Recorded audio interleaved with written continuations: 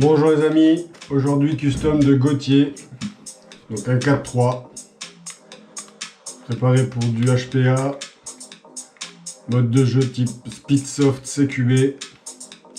Donc ça c'est un ancien custom que j'ai fait à mes tout débuts, si je me trompe pas, vers 2020, quelque chose comme ça, qui a été racheté par Gauthier.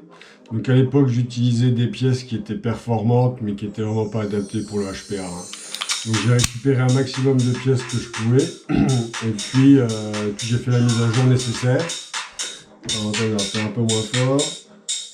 Donc là j'en profite pour remercier HM Loulou, donc DJ belge, qui a fait des musiques spécialement pour moi, pour que je les claque sur les vidéos YouTube, pour que je ne sois pas embêté avec les droits d'auteur. Donc merci HM Loulou, je vous invite à aller le suivre, il est vraiment pas, il est vraiment très fort, voilà. On va le dire. Donc voilà, ça, un custom qui était obsolète maintenant. Hein. Donc bon, j'ai fait la mise à jour. On avait aussi, enfin là, avec Gauthier, il y avait une question de budget. Donc j'ai placé des pièces en occasion que j'avais de côté. Je lui ai demandé si ça le dérangeait, il m'a dit que non. Et j'ai gardé un maximum de pièces de l'époque, à savoir quasiment toute la culasse complète en interne, je veux dire, en externe, elle a été changée par la 901S que vous voyez là, plus le bloc hop-up, et on a fini d'upgrader donc toute la frame avec trigger job, marteau, etc. Donc on va le démonter et on reviendra sur les pièces en détail au niveau du remontage, au moment du remontage, je veux dire.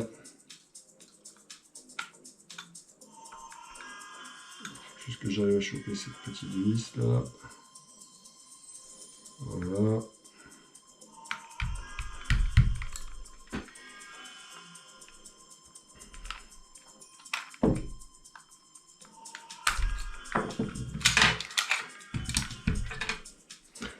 Voilà, à la fin de la vidéo, je vous montrerai comment bien régler le hop-up, le bloc hop-up TTI.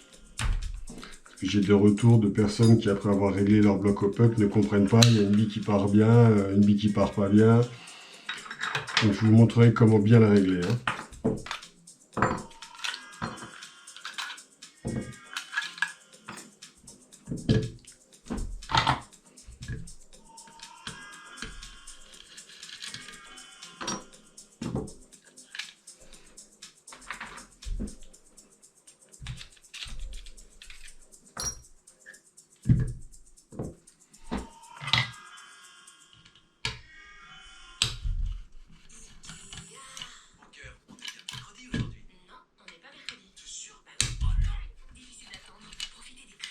Évidemment, j'ai pas pris l'abonnement. Donc il y a de la pub. Désolé pour la pub. Il y aura peut-être des droits d'auteur du coup.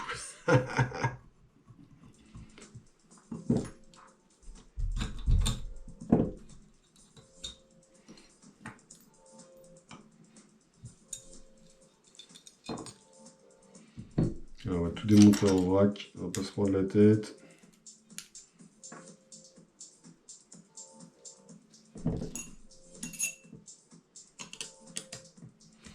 Alors je suis désolé si je prends du retard sur les customs, j'ai beaucoup de demandes et j'aime pas travailler dans la précipitation, ça sert à rien que je fasse de la merde pour aller vite et puis quand vous le recevez, vous n'êtes pas satisfait. Donc je préfère que vous attendiez un petit peu et pour pouvoir bien traiter chaque custom.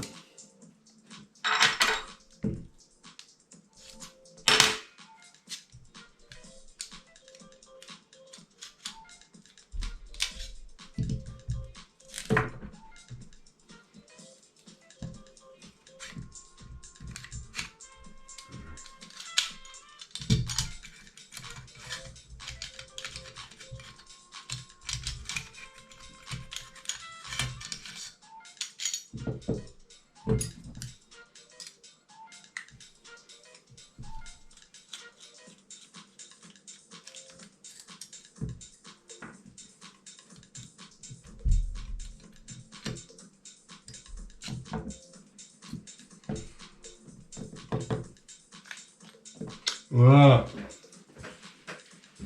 Donc on va passer au remontage, un petit peu plus en détail. On va commencer par le grip. Ça, c'est un grip qui avait été stiplé à l'époque par Ava Airsoft. Voilà, donc très joli travail de stippling, hein, rien à dire, sur un grip Coco. Le trigger, on est passé sur un trigger Edge T2 de chez Edge, pardon. Sur un trigger bar Airsoft Masterpiece acier, hein, le trigger job est fait. On fera les mesures en fin de live. Éjecteur de chargeur, on est sur un AIP avec une rallonge.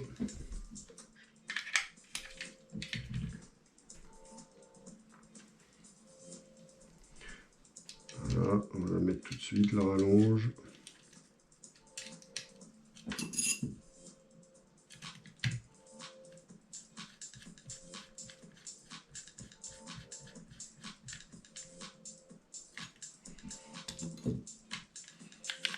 Voilà. Très bonne action du trigger, rien à dire. La frame, on est sur une frame Marui 4.3. Donc c'est pas une frame Advance, hein. Donc ça, c'est un custom qui a déjà 4 ans. À la vue du canon interne que j'ai nettoyé, il n'a pas tourné des masses, hein. Ou alors il a été très bien entretenu.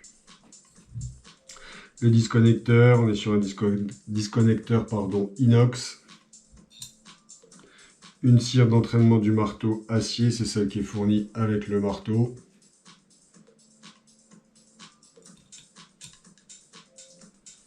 Marteau qu'on retrouve ici, type Circle Gold. Donc ça, c'est une des pièces d'occasion que j'ai proposé à Gauthier. Voilà.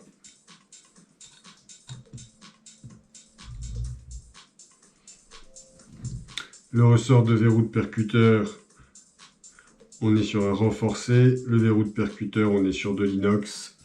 Pareil.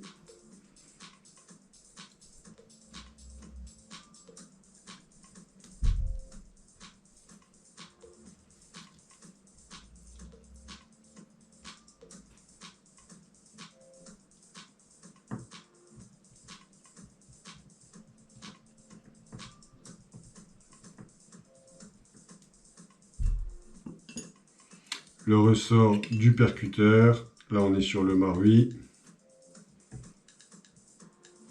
Le percuteur, on est sur de l'acier, toujours fourni avec le marteau.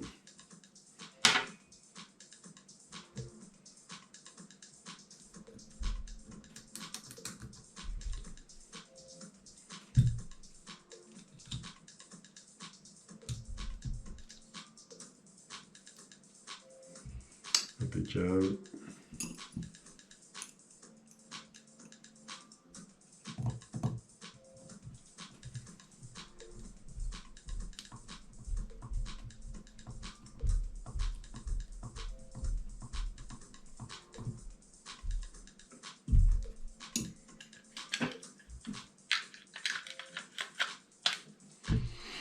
Les vis de grippe, on est sur des vis de grippe Atelier Le Prieur, que j'avais acheté à l'époque. Très très jolie vis de grippe, très bien faite par le poteau, en acier.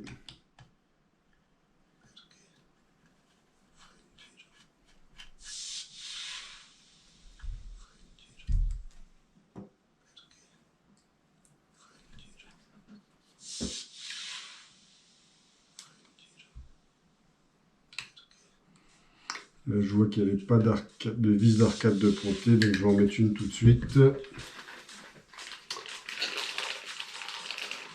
Ça m'était sorti de la tête.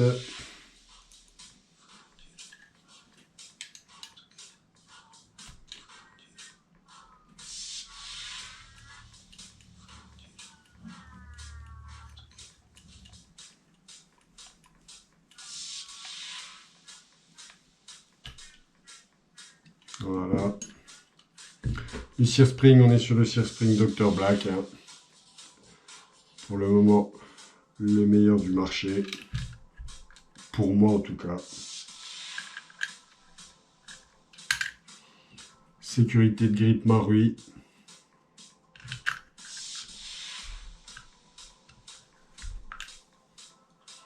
Ressort de marteau ajustable et ajusté.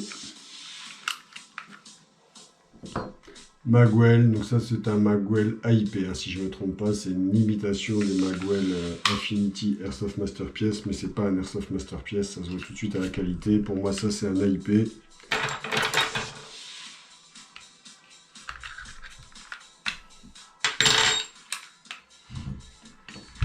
Le Safety Spring Plugger, donc ça c'est des pièces qui étaient d'origine.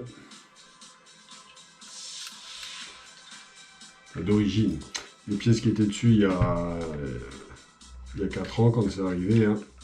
Sécurité de pouce Marui.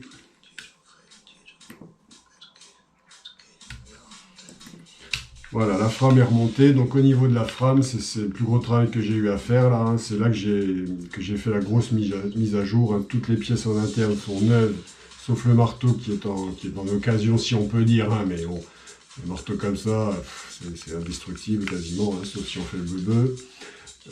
Voilà, donc toutes les pièces sont neuves, toutes les pièces sont mises à jour, l'interne est complètement revu. Hein. Voilà, c'est très court, très sensible, on va passer à la culasse. Donc j'ai récupéré la mire avant qui est une Brazo, si je ne me trompe pas, Airsoft Masterpiece. Voilà, mire arrière Marui, hein. Ça a été récupéré et on a changé la culasse. La culasse, c'était une Costa qu'on avait découpée avec le poteau atelier de prieur, mais qui était trop découpée, qui avait tendance à découper elle-même les nozzles. Donc on l'a remplacée par la 901S Silver de chez Dr Black. Le BBH, on a récupéré celui qui était il y a 4 ans, donc c'était des cocos que j'utilisais à l'époque. Donc voilà, il y a beaucoup de gens qui me disent que le coco ne tombe pas avec les nozzles Edge. Le nozzle, je vais vous montrer que ça tourne bien. Hein. Le nozzle, c'est un Guns Modify de l'époque. Donc ce nozzle a 4 ans, il n'a pas bronché. Alors les nozzles Edge sont exactement les mêmes. Hein. Je rappelle que Edge, c'est une association entre Guns Modify et Airsoft Masterpiece. Ils ont juste changé la couleur par des bleus. Le piston anti-rotation est le même, avec un petit encoche pour pas qu'il se bloque dans la vis. C'est vraiment du copier-coller. Ça, c'est le longue version. Voilà. 4 ans ce nozzle. Hein. Il tourne toujours du feu de Dieu, il n'y a pas de souci. Ressort de nozzle renforcé.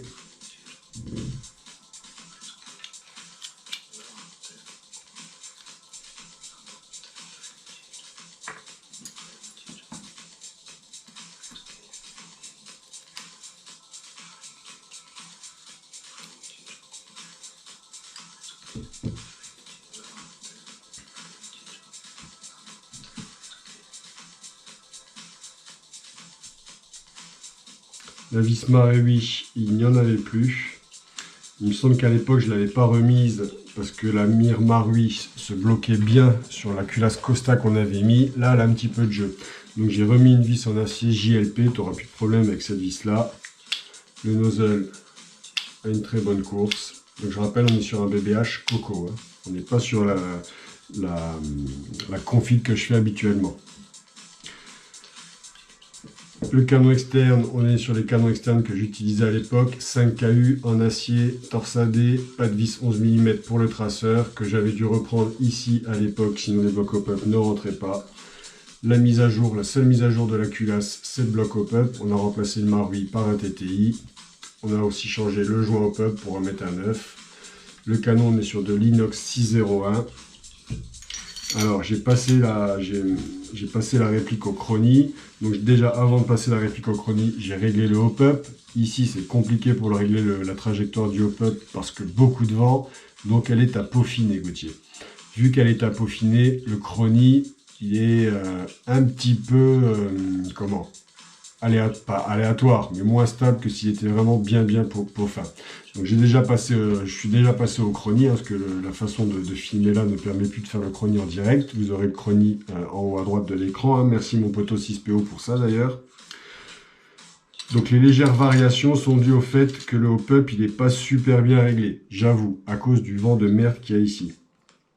Il te faudra juste peaufiner le hop-up et tu seras bien. Au chrony, là, vu que c'est un canon court, même si c'est un 601, il faut monter à 120 PSI pour être au minimum à 0,92 joules. Hein, il me semble que au Speedsoft, il faut être minimum à 0,9 joules. Si tu es en dessous de 0,9 joules, ils sont pas contents. Si tu es au-dessus de 1,1 joules, ils sont pas contents non plus. Bon, donc là, tu es à 0,92 joules.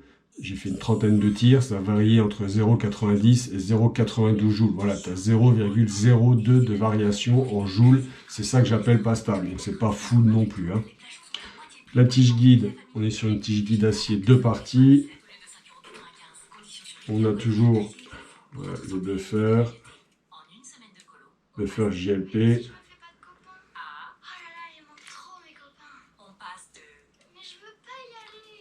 Je vais essayer de la faire en inversé. Et on passe de... Mais ça va être super long. Ah. Waouh, c'est passé trop vite. Mais surtout, en une semaine de colo, on passe des super moments avec des animateurs diplômés et un encadrement. Voilà, hein. C'est tout le temps la même, il n'y a pas de changement, pas de surprise. On est sur 2,1, voilà. 2,1 cm de buffer. Ça, c'est une préparation, donc je rappelle, Speedsoft CQB, hein, donc il faut que ça envoie vite. Hein. Ressort de culasse renforcé, Spring Guide Plug Dr Black. Voilà.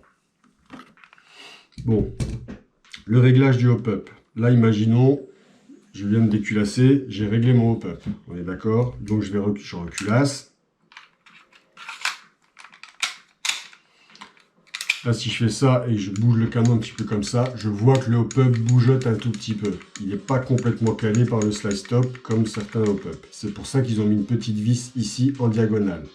Donc je laisse recaler, je laisse claquer ma culasse pour que ça se mette en place. Je retire légèrement. Et ici, avec une clé Allen, je vais venir. Je la chope. C'est pas celle-là. Avec celle, je n'arrive pas.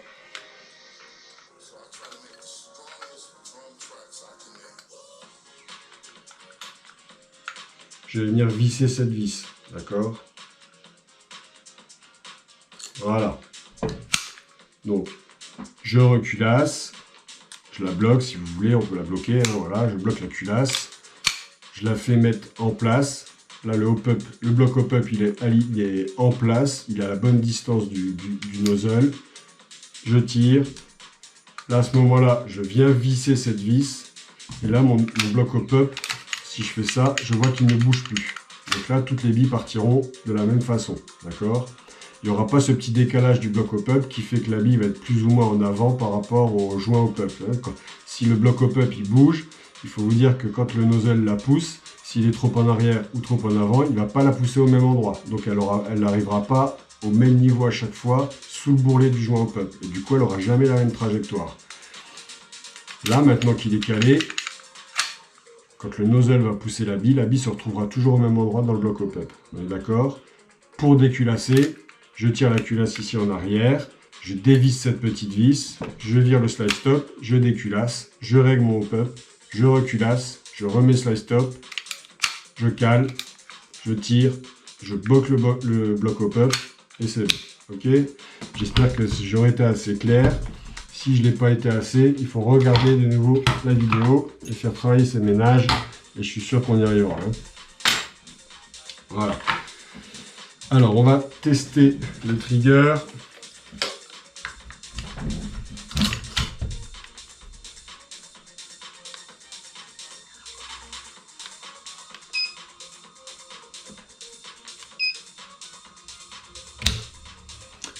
Là, on est sur 39 grammes.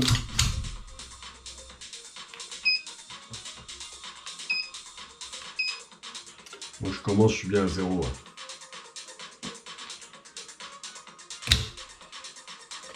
« 38 grammes.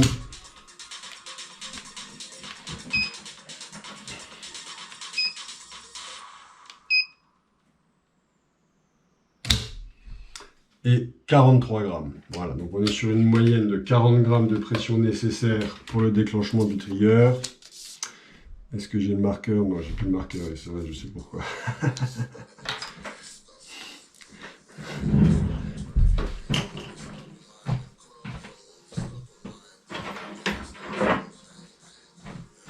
C'est pas grave, ça sera sans marquage aujourd'hui.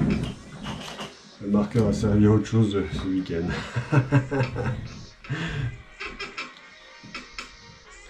On va mesurer la course du trigger.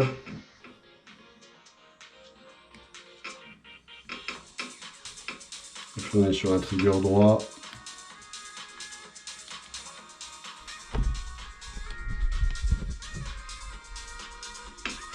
essayer de me remettre à zéro. Évidemment, j'ai bougé.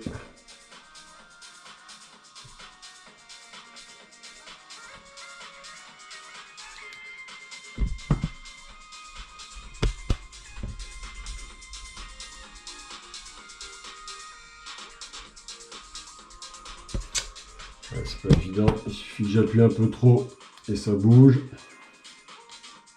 Je vais essayer de faire ça correctement en étant en zéro. Super.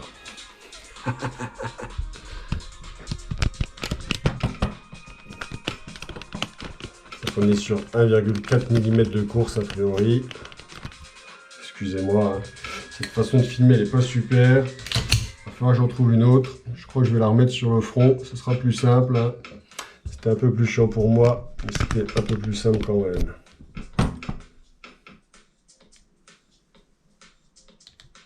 Ah, j'ai pas des gros moyens, hein. Je suis désolé les gars, je suis pas youtubeur, comme j'ai déjà dit.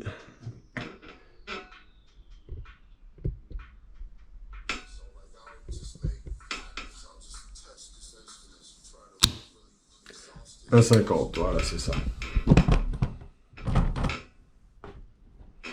Donc on est entre à peu près à 1,4 mm de course. Hein. 1,4, 1,5. Donc là on va faire un petit test de tir à 120 PSI comme je le disais.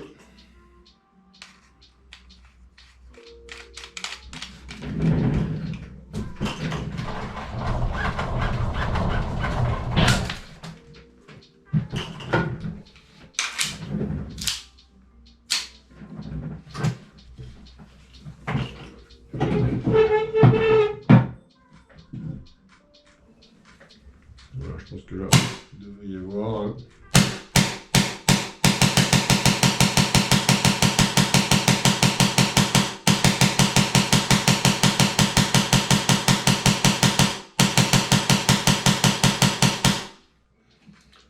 Voilà. Donc ça tire très très vite, c'est très très léger, le cycle est très très court, donc très rapide. Donc Gauthier, tu devrais te faire plaisir.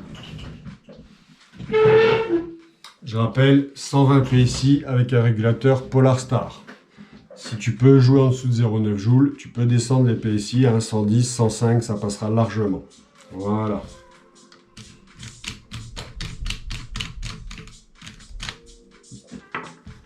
Voilà l'ami, le custom est prêt, c'est réglé, donc la vidéo est faite, donc je pourrai te le poster demain, mercredi, donc tu l'auras vendredi. Je vous remercie d'avoir suivi la vidéo, merci HM Loulou pour la musique, merci Poto6PO pour la vidéo, et merci Gauthier pour ta confiance, et merci à vous tous pour regarder. Allez, bisous bisous, bonne soirée, ciao ciao.